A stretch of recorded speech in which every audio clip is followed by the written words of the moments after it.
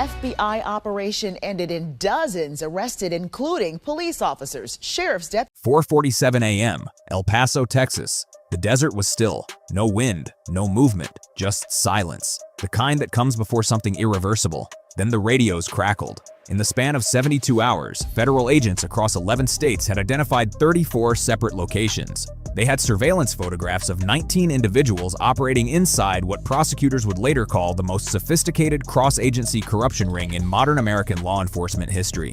They had intercepted 6,400 encrypted messages. They had traced $214 million moving through shell companies registered in Panama, the Cayman Islands, and a quiet suburb of Guadalajara. And they had the names, the real names, not aliases, not ghost identities, the actual names of federal employees, men and women who had sworn oaths to protect this country, who had been selling it on piece by piece to the Sinaloa cartel and the cartel Jalisco Nueva Generación.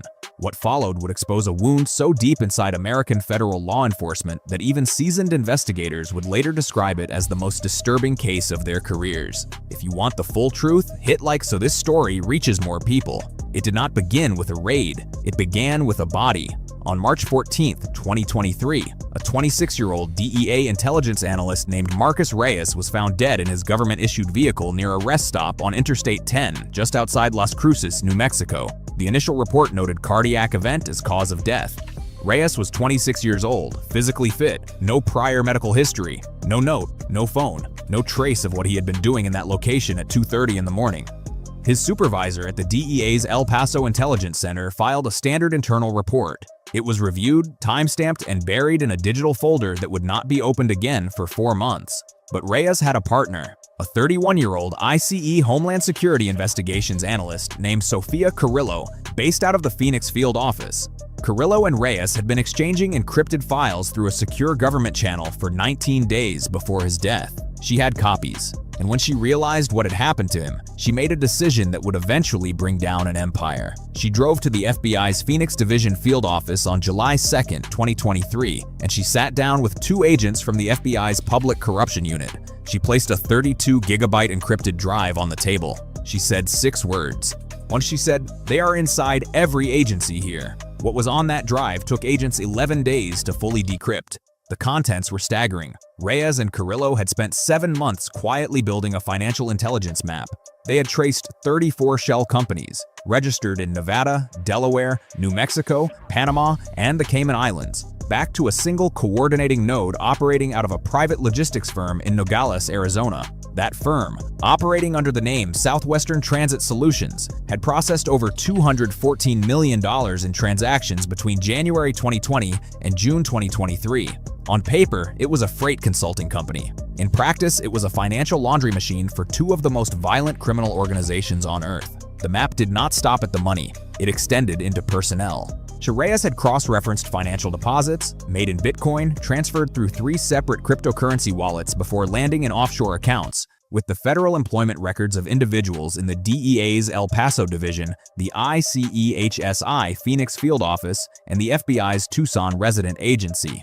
He had found 11 federal employees with unexplained financial deposits totaling between $80,000 and $340,000 per individual. Deposits structured carefully, always below federal reporting thresholds. Always timed to follow major interdiction operations. Operations where seizures came up short, where tip-offs had clearly occurred, where shipments that should have been stopped had moved through without incident. Comment exposed below if you believe federal corruption has been buried too long. The FBI's Public Corruption Unit brought in the DEA's Special Operations Division and ICEHSI's Financial Crimes Unit. A joint task force was established on July 19, 2023, operating under the internal designation Operation Buried Line. 17 federal investigators, 4 financial analysts, 2 federal prosecutors from the Department of Justice's Organized Crime and Gang Section, and a single directive from the supervising assistant U.S. attorney. Nothing leaves this room until we are ready to move. For 8 weeks, the task force worked in a secure conference room on the 4th floor of the FBI Phoenix Division headquarters. The windows were covered. Phones were surrendered at the door. Every document was watermarked with individual tracking codes to identify any potential leak before it could compromise the investigation. Maps covered 1 full wall. Red markers indicated properties connected to the shell company network. Blue markers indicated confirmed surveillance locations. Yellow markers, there were 9 of them, indicated the home addresses of the federal employees under investigation. By September 3, 2023, the financial picture was complete. The $214 million moved in a pattern. Shipments, primarily fentanyl, methamphetamine, and heroin, would enter the United States through the El Paso and Nogales ports of entry. Before each shipment, encrypted messages would go to specific phones registered to federal employees, warning of imminent inspection surges or redirecting interdiction assets. The shipments moved through, the payments followed. Cryptocurrency to offshore, offshore to real estate to clean cash. The cycle had been running for an estimated 38 months. The narcotics alone told a story of mass death. Federal analysts estimated that the uninterrupted shipments facilitated by the corrupt network had contributed to the movement of approximately 4.2 metric tons of fentanyl into the American Southwest. The overdose statistics in Arizona, New Mexico, and Southern California had spiked 31% during the same 38-month period. Type yes if you want to see every target hit at once. The order came at 3:15 a.m. on September 22, 2023. Simultaneously across 11 states, 34 separate federal breach operations were executed. FBI hostage rescue team elements led entries on 9 of the highest-risk locations. DEA tactical units covered 14 sites across Texas, New Mexico, and Arizona. ICEHSI special response teams executed the remaining 11 operations, but with U.S. Marshal Service fugitive teams providing perimeter support at every location: El Paso, Phoenix, Tucson, Albuquerque, San Antonio, Houston, Los Angeles, Las Vegas, Denver, Chicago, Miami. In El Paso, at precisely 4:47 a.m., a battering ram struck the reinforced steel door of a warehouse on Industrial Boulevard. Flashbangs detonated in the entry corridor. Thermal imaging had already confirmed 7 individuals inside.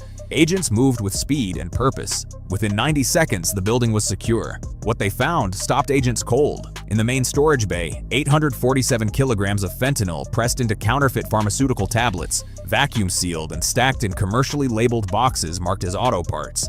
11 military-grade rifles with filed serial numbers, 4 handguns. It was a concealed room behind a false wall, accessed through a hydraulic mechanism controlled from a hidden panel behind a commercial refrigerator, containing $2.3 million in banded cash packed into 7 duffel bags. In Phoenix, agents simultaneously breached the headquarters of Southwestern Transit Solutions. The building appeared ordinary from the outside. Inside the executive suite on the 2nd floor, investigators discovered a server room disguised as a storage closet. The servers, running encrypted communication software used by both CJNG and Sinaloa cartel operational commanders, contained 14 months of communications, financial records, shipment manifests, names, a physical ledger, handwritten, with coded entries corresponding to DEA operation numbers alongside initials and payment amounts. The entries were meticulous, dated. Yeah, it's verified. Devastating. In Tucson, the target was a residential property on East Speedway Boulevard, the home of a 14-year DEA veteran, a supervisory special agent named Dennis Harlan, 46. When agents arrived, Harlan was awake. Cameras caught him at his kitchen window 11 minutes before breach, as if he had been warned. He was taken into custody without resistance. On his kitchen table, a phone with 47 recently deleted messages. In his garage, a safe containing $380,000 in cash, 3 prepaid phones, and a handwritten list of surveillance frequencies used by the FBI Phoenix division.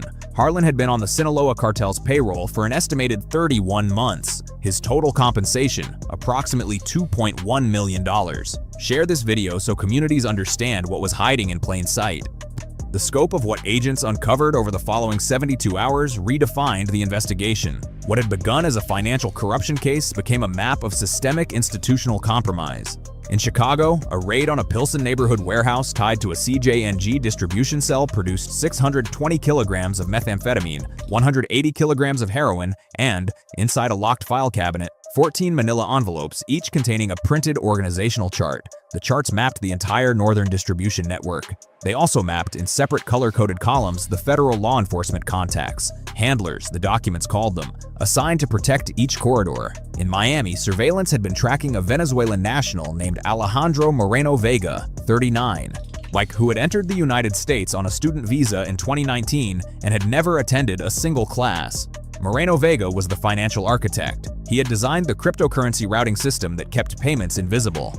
He maintained accounts in 4 countries: Panama, the Cayman Islands, Colombia, and the United Arab Emirates. When agents entered his Brickell Avenue condominium, they found 3 laptops, 2 encrypted satellite phones, and a wall safe containing $1.1 million and 6 passports, 4 of them American, all fraudulent, each bearing a different identity. Moreno Vega did not resist. He sat down in a chair. He looked at the lead FBI agent and said one sentence. That sentence, which federal prosecutors have since referenced in court filings, indicated that Moreno Vega believed he was protected, and that his contacts inside federal law enforcement had given him assurances. His contacts were already in handcuffs. By the close of September 23, 2023, the final numbers had been compiled. 47 individuals arrested, 11 of them active federal employees, 6 from the DEA, 3 from ICEHSI, 2 from the FBI, 36 others, cartel operatives, money launderers, logistics coordinators, and 2 officials from a Mexican federal law enforcement agency whose identities remain under seal pending international extradition proceedings. Assets seized, $214 million in identified offshore accounts frozen under emergency court orders.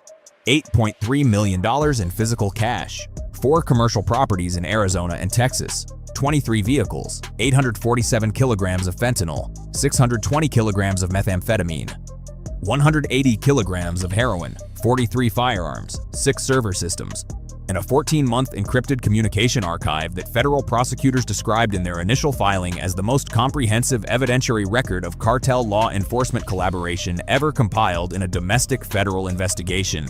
The shock spread faster than news alerts. Inside federal law enforcement circles, the reaction was not surprise. It was something darker. It was recognition. Agents who had noticed anomalies, interdictions that failed without explanation, surveillance operations that seemed to go dry overnight, tips that arrived too late, and began to understand what they had been working inside without knowing it. If this exposed something you never expected to see, comment truth below. In the weeks that followed, internal affairs divisions at the DEA, FBI, and ICE launched parallel reviews of every major Southwest interdiction operation conducted between January 2020 and September 2023. The reviews identified 28 operations where the outcomes were statistically inconsistent with the intelligence picture that had preceded them. 28 operations across 3 years, each one representing a moment where shipments moved, where arrests did not happen, where the machine protected itself and the men it owned. Sofia Carrillo was placed in a federal witness protection program. Her identity is sealed. Her location is not disclosed in any public filing. She gave everything she had, knowing what it cost Marcus Reyes, and she made that choice anyway. Dennis Harlan was charged with conspiracy to distribute narcotics, bribery of a federal official, obstruction of justice, and providing material support to a designated foreign cartel. He faces a minimum of 40 years in federal custody. Alejandro Moreno Vega entered into plea negotiations in early 2024. The terms have not been made public. What is known is that his cooperation has extended the investigation into at least 4 additional individuals. Individuals not yet charged, whose identities are protected by active sealed indictments. The line between law and crime had been erased. Not quickly, not violently, slowly, methodically. Over 38 months of small decisions made by people who had convinced themselves that they were only bending rules, only taking what they had earned, only working within a system that was already broken. This is what corruption actually looks like. It does not announce itself. It does not wear a different uniform. It wears the same badge, drives the same federal vehicle, sits in the same briefings, and uses every piece of institutional knowledge it possesses to protect the network it serves instead of the country it swore to defend. The trust that makes law enforcement possible. The trust that communities extend to federal agencies, the trust that agents extend to each other, is not an abstraction. It is a daily decision. And when it is broken at the institutional level by the people most entrusted to preserve it, the damage does not end with arrests and asset seizures. 47 people are in custody. The cartel corridors that were protected by those 11 federal employees have been disrupted. The financial architecture that moved $214 million has been dismantled. But the fentanyl that moved through those corridors is already on streets across this country. The overdose statistics from 2020 to 2023 are already written. The families who lost someone to a pill that should have been stopped, they do not receive a press release. They do not receive a court filing. They receive a phone call, and then they receive a lifetime. This is not a story about bad actors in an otherwise clean system. This is a story about a system that must be watched, constantly, by investigators willing to die for the truth, like Marcus Reyes, by analysts willing to risk everything to tell it, like Sofia Carrillo, and by a public that refuses to look away when the people entrusted with power use it to destroy the very communities they were sworn to protect. Comment what you think below. If this investigation deserves more attention,